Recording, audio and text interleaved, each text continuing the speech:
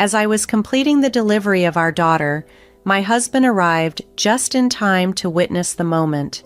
With beaming pride, the doctor announced the arrival of our energetic, adorable baby girl and began to hand her to my husband, Charles.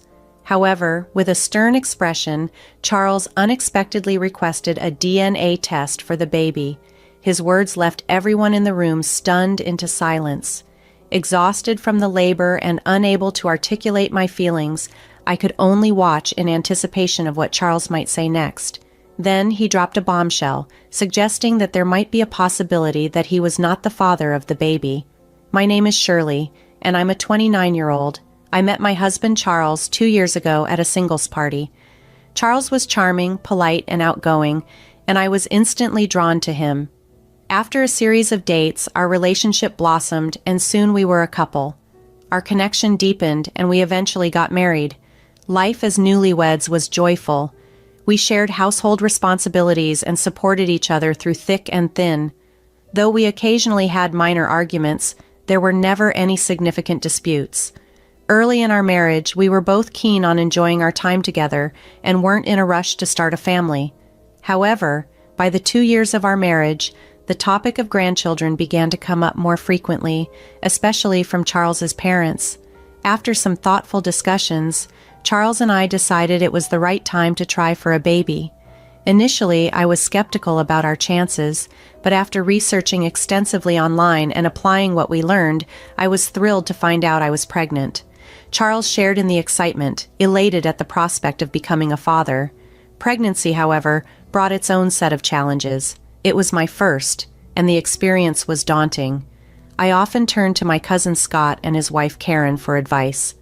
They had been through this journey before and were incredibly supportive, offering practical tips and emotional support. As my pregnancy progressed, the physical changes became more pronounced, making it difficult for me to move around. Morning sickness was particularly harsh, and there were days I felt utterly overwhelmed. During this time, I hoped for Charles's support, especially since he knew how tough I was finding the pregnancy. However, his work kept him increasingly busy, and he started coming home late, which added to the strain between us. One evening, when I was too sick to prepare dinner, Charles's frustration became apparent. He questioned why dinner wasn't ready, and all I could muster was an apology, explaining how the morning sickness had taken a toll on me that day. This moment highlighted the growing pressures and challenges we faced as we navigated this significant change in our lives. That's why you've been sleeping on the couch all day?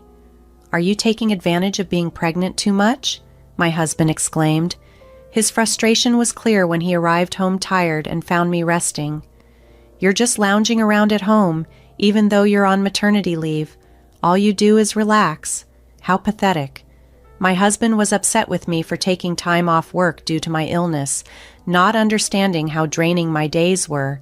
His work pressures seemed to be mounting, leaving him stressed and less sympathetic to my struggles. Pregnancy made daily tasks like grocery shopping and household chores incredibly challenging, but his accusations made me feel I needed to justify my rest. With both my parents gone, I felt alone in dealing with these challenges, and I hesitated to ask Charles's parents for help. That's when I thought of reaching out to my cousin Scott and his wife Karen. Scott worked from home, and though busy, he managed a more flexible schedule. Karen, always at home too, could possibly lend a hand. When I approached them for help, they graciously agreed to assist me. They began visiting my home when my morning sickness was overwhelming. They accompanied me to the supermarket, helped clean the house, and even assisted in cooking meals. Their support was practical and educational as they shared their experiences of parenting and childbirth, which I found immensely valuable. Thankfully, with the house tidy and meals prepared, my husband no longer voiced complaints. The help from Scott and Karen not only eased my physical burden, but also restored peace in our home during this crucial time of our lives. As my pregnancy progressed, my concerns only grew. My husband Charles's work hours seemed to extend further, often requiring him to stay late at the office or even work during his days off.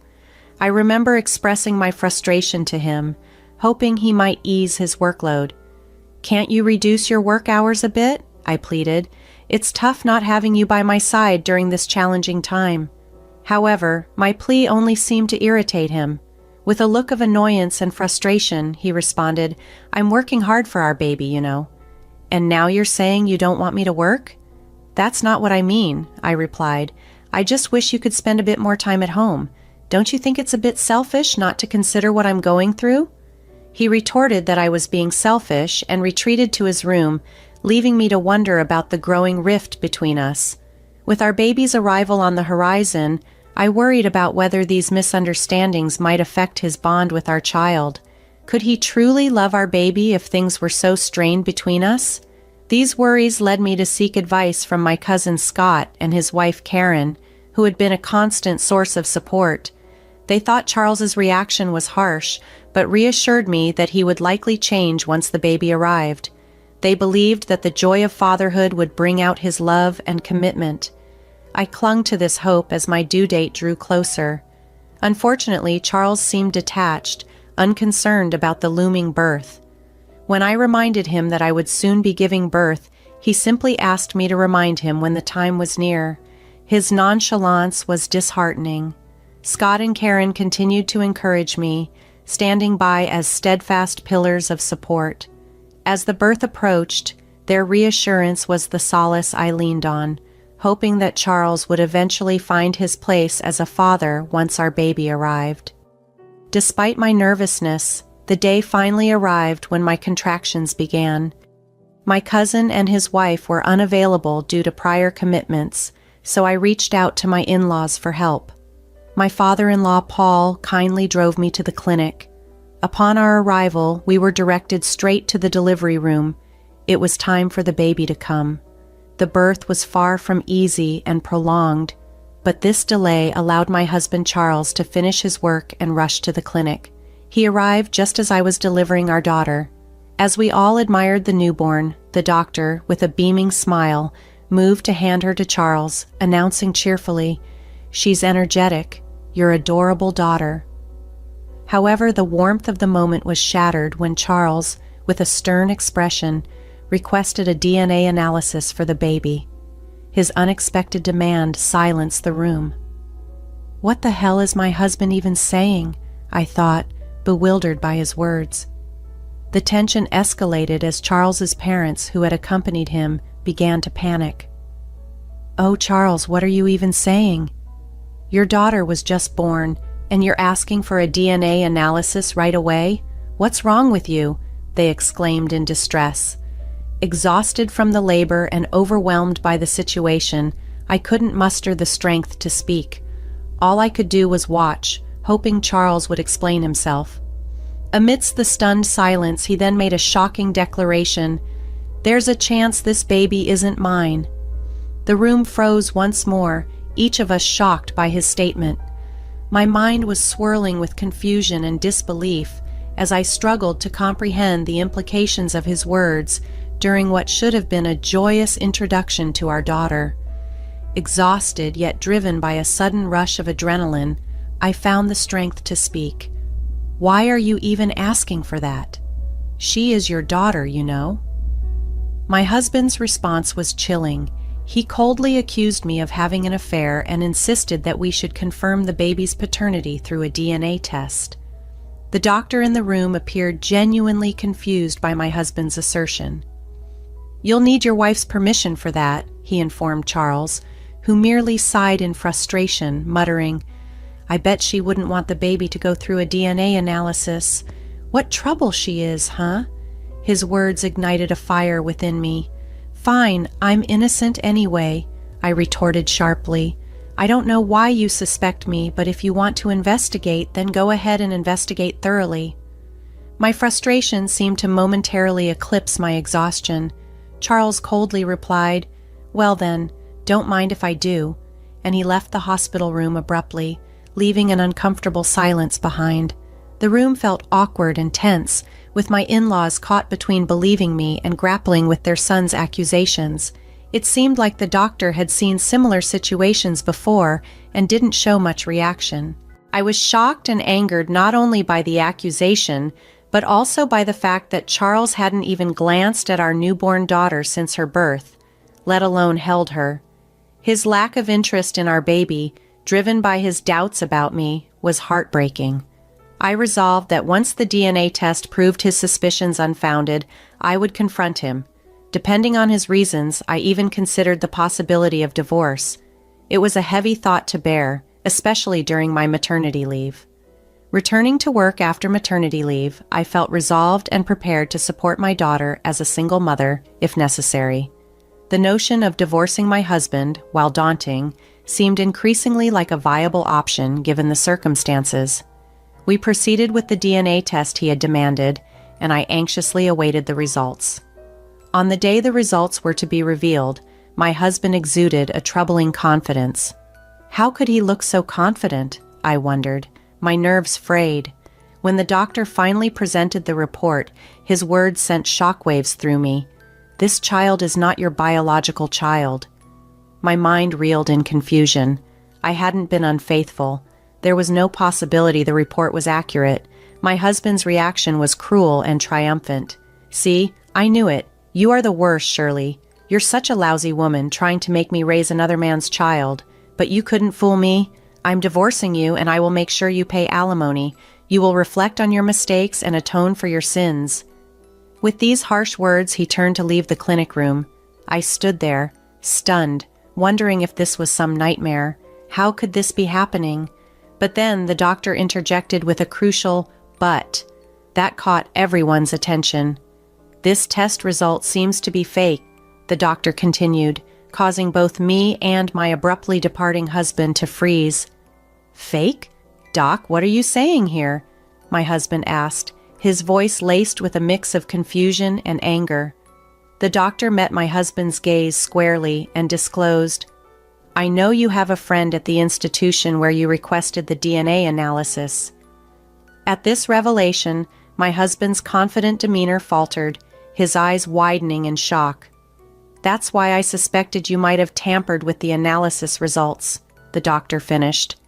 This unexpected twist shifted the entire narrative, revealing a deeper deception that threatened to unravel not just our family, but my husband's integrity.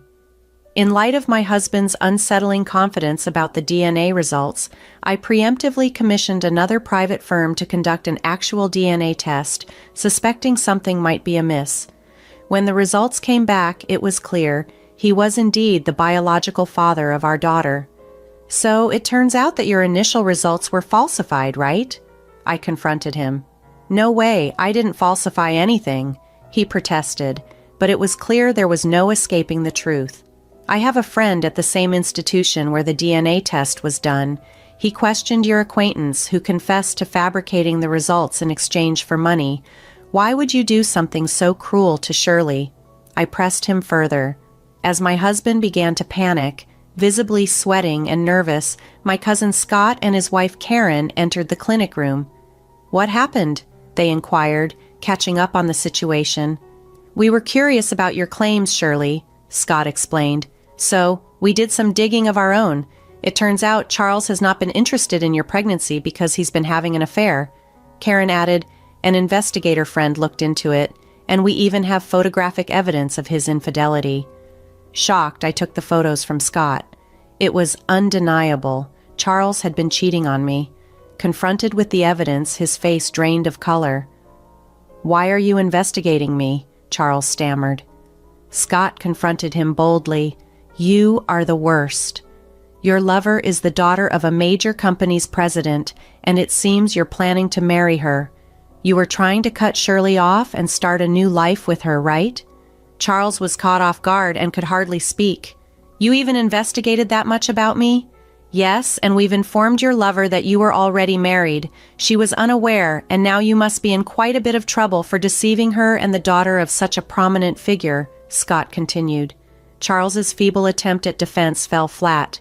"No way. You're just the worst, Charles," I finally said, my decision firm.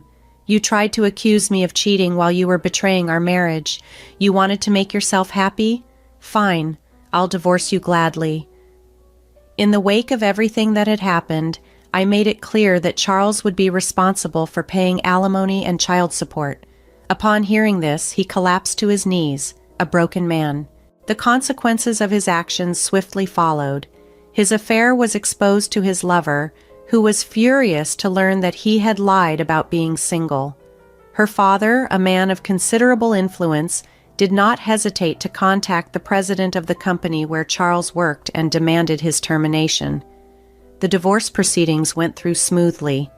Charles was ordered to pay alimony immediately, and child support was arranged in installments. I had a lawyer on standby to ensure that if there was any delay in his payments, it would be addressed promptly. His own family disowned him due to the disgrace he brought upon them, and finding a new job became a Herculean task for him. He had alienated himself from influential circles by deceiving the daughter of a major company's president. With no prospects, Charles resorted to working a low-paying part-time job, struggling to manage his finances and live a modest life, alone and laden with regret. It was his own making, and seeing him face the consequences of his deceit felt justifiably vindicating. After being discharged from the hospital with my daughter, I found myself pondering over the unexpected support I had received from the doctor. When I had a chance, I asked him about his genuine concern. His answer took me by surprise. "First, I didn't realize it because your last name had changed, but your father was my mentor," he explained. During his senior year of high school, unsure of his future path, it was my father who guided him and encouraged him to pursue a career in medicine. "Your father gave me the push I needed to study hard and get into medical school. I owe a lot to him, and when I saw his name connected to you, I knew I had to do everything I could to support you," he shared, his gratitude evident. This revelation added a layer of warmth to the support I had experienced, making me feel even more connected to the kindness that had been extended to me during such a tumultuous time. "Thank you so much, Doctor. I don't know what I would have done without your help," I gratefully told the doctor, who had shown me such kindness and support during a challenging time. I extended an invitation for him to visit my home whenever he wished, wanting to maintain the connection that had unexpectedly deepened through the revelation of his past with my father. Later, I made it a point to visit Scott and Karen to express my gratitude. Their efforts had unveiled the bitter truth about Charles's deceit and infidelity, which I might never have discovered without their intervention. Reflecting on the recent events, I acknowledged how crucial the support of those around me had been. It not only saw me through the crisis, but also strengthened my resolve to give back to others as they had to me. Moving forward, my primary focus was on providing a loving and stable home for my beautiful daughter. The thought of falsifying DNA results, as Charles had done, was abhorrent to me. He had stooped to dishonesty merely to facilitate a new life with his affluent lover, a choice that disgusted me deeply. While I wished for nothing but misfortune for Charles in his selfish pursuits, I focused on building a positive life for my daughter and me, filled with gratitude towards those who had stood by us. Thank you for staying with me until the end of this story. Please subscribe to our channel and stay tuned for our next video, where we continue to share stories of resilience and support that make a difference in people's lives.